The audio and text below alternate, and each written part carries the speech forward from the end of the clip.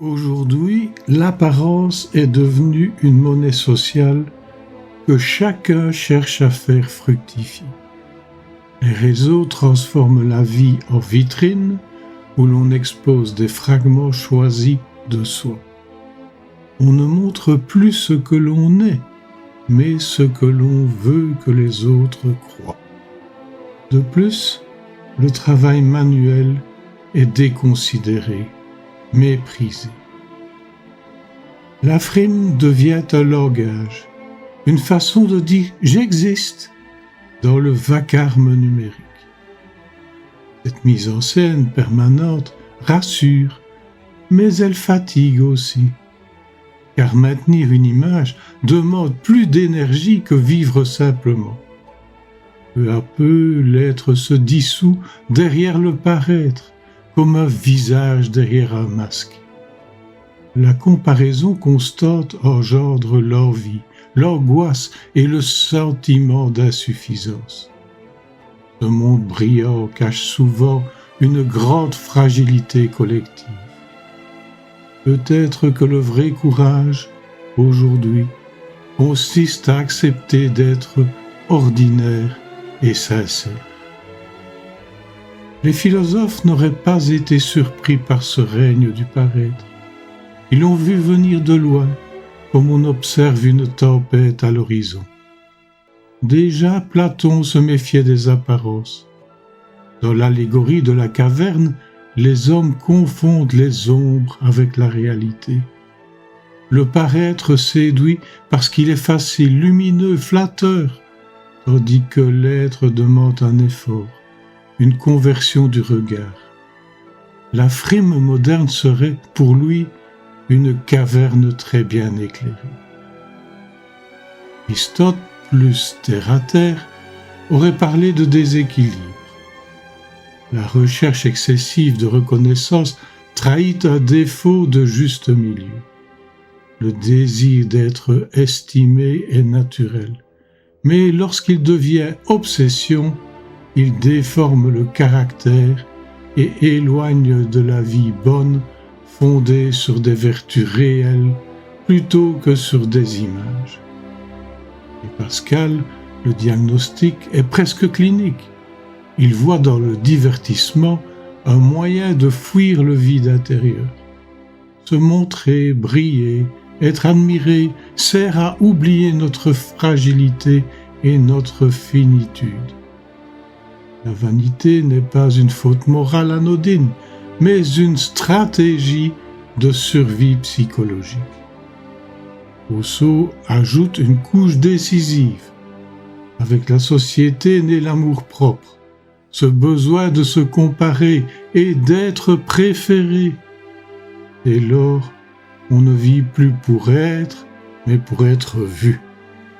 La sincérité originelle se corrompt en théâtre social permanent. Enfin, Nietzsche retourne la table. Il méprise la frime grégaire, mais admire la création de soi. Le problème n'est pas de se montrer, mais de se contenter d'imitations creuses.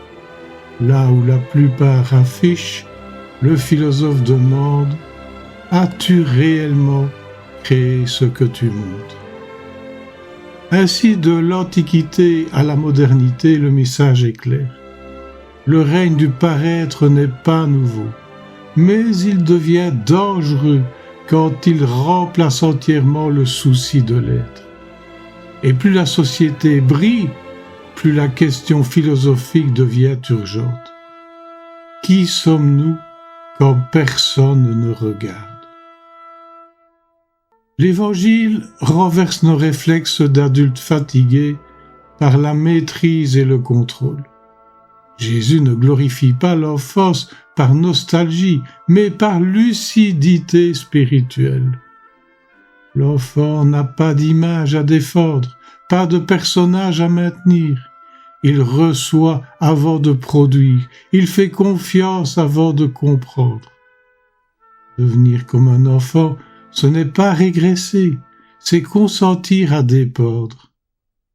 Ce geste, l'ego, se tait et la relation devient première. Sainte Thérèse de Lisieux a pris cette parole au sérieux, presque au pied de la lettre. Sa petite voix refuse l'héroïsme spectaculaire et la performance spirituelle. Elle choisit la confiance plutôt que l'exploit, l'abandon plutôt que l'accumulation de mérites. Pour elle, Dieu n'est pas un juge à impressionner, mais un père à aimer. L'enfant tombe souvent, mais il tend les bras sans calcul. Thérèse voit là une théologie vécue, plus forte que bien des traités. S'abandonner, ce n'est pas renoncer à agir, mais renoncer à se sauver soi-même.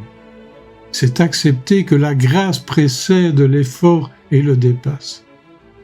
Face au monde du paraître, cette voie est profondément subversive. Elle refuse la logique de la comparaison et de la réussite visible. Elle rappelle que la sainteté n'est pas une vitrine, mais une relation.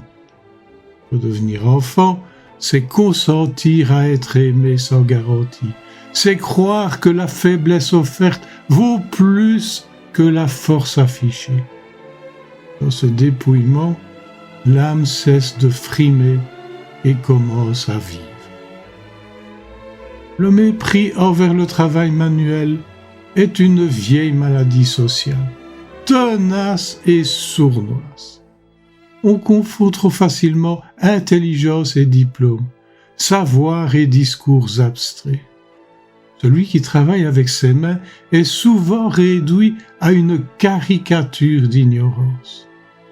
Comme si penser ne pouvait pas passer par le corps, le geste et la matière. Pourtant, le travail manuel exige une attention fine, une mémoire précise, une intelligence du réel. Le menuisier, le maçon, l'ouvrier ou l'artisan dialoguent chaque jour avec la résistance des choses. Ils apprennent ce que les concepts seuls ne peuvent enseigner, la limite, l'effort, la patience. Le mépris qu'ils subissent est souvent le masque d'une ignorance inversée. Celui qui ne sait rien faire de ses mains se croit parfois supérieur pour se rassurer. La société valorise la parole, l'image, la stratégie et oublie la fabrication. On admire ceux qui commandent le monde plus que ceux qui le tiennent debout. Le dédain blesse silencieusement, car il attaque la dignité avant même le salaire. Il instille la honte là où il devrait y avoir fierté. Pourtant, sans ces travailleurs, la vie quotidienne s'effondre en quelques jours. Ils incarnent une sagesse pratique, souvent discrète, rarement reconnue. Ils savent que la réalité ne se négocie pas, elle se travaille. Ce rapport humble au réel forge un sens aigu du concret et de la responsabilité. Revaloriser le travail manuel, ce n'est pas idéaliser la fatigue ou la précarité, c'est reconnaître que l'intelligence a plusieurs formes et plusieurs langages. Une société qui méprise ses mains finit toujours par perdre la tête. En conclusion, tout ce que nous avons décrit converge vers un même malaise. Une civilisation qui confond la valeur avec l'apparence. Le paraître l'emporte sur l'être, la visibilité sur la vérité, le discours sur l'expérience. Dans ce monde de vitrines, chacun est tenté de se fabriquer un rôle, au risque de s'y perdre. La philosophie l'avait pressenti, l'Évangile l'avait dénoncé, et la vie ordinaire le confirme chaque jour. Face à cette logique, l'enfance spirituelle proposée par l'Évangile et vécue par Thérèse de Lisieux ouvre une brèche. Elle rappelle que la grandeur ne réside ni dans la performance, ni dans la reconnaissance. Elle se trouve dans la confiance, l'humilité et l'abandon à ce qui nous dépasse.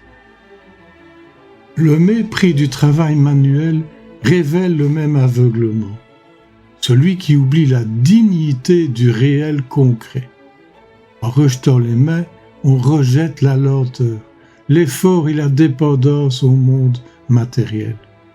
Or, c'est précisément là que l'homme apprend la mesure, la patience et la vérité.